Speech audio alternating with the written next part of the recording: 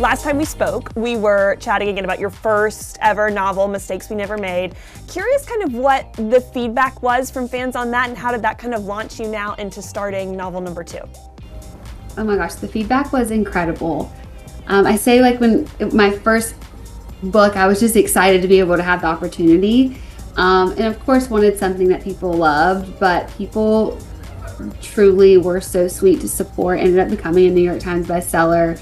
And people were really invested, and especially invested in one of the characters in the book, Sybil.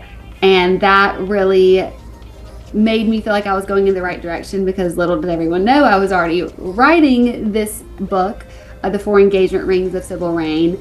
But to see how people were so invested in her life and what her love story would be was really cool and rewarding. And now, you know, a year later, we're here, and I'm finally able to give people what they've been waiting for.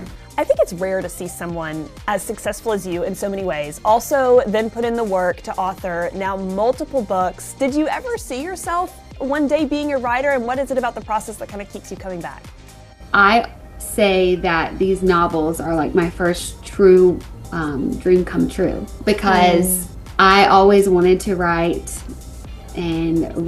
something, an art of fiction, and so that I'm here is truly amazing, and on my second book. So it's always been something that I've wanted to do. I didn't know it'd be in this capacity. I didn't know that it'd be in romance, but just romance was such like a beautiful genre for me, and for how people know me, being on The Bachelorette and people following my own love stories, so that I got to do something creative and to create love stories for other people to then root for is really special, and kind of brings it all together.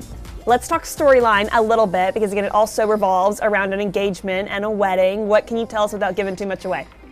I feel like there's like 2 layers of this book. It is first a truly fun beach read. If you've ever seen the movie Forgetting Sarah Marshall, it gives those fun comedic vibes with running into not one but 2 of your exes on a beach, which is supposed to be a vacation after Sybil has had a very tumultuous year. She ended up being a runaway bride a year before, and it was just time for her to have some me time to relax.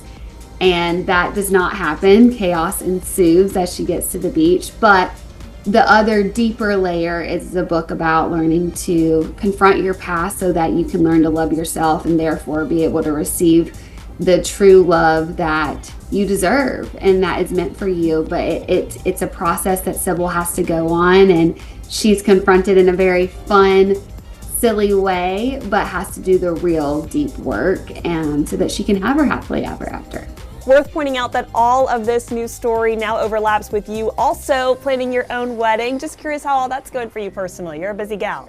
Oh my gosh, I'm like a chicken with their head cut off, just running around here in Nashville and all over the country. I am realizing that I am a type A person trapped in a type B body, and I'm just having to give it all up and just be like, thank goodness for wedding planners, and it'll be what it'll be. But I would not say this is like my most favorite time, because there's just so much going on. I'm really excited to get to the wedding day and be there and be present. So I'm just trying my best to stay in the moment of all these things that are like true dream come trues, just all, happening at the same time to make it a little bit chaotic, kind of like Sybil. So this new novel is equally fun, and I think deeply relatable, and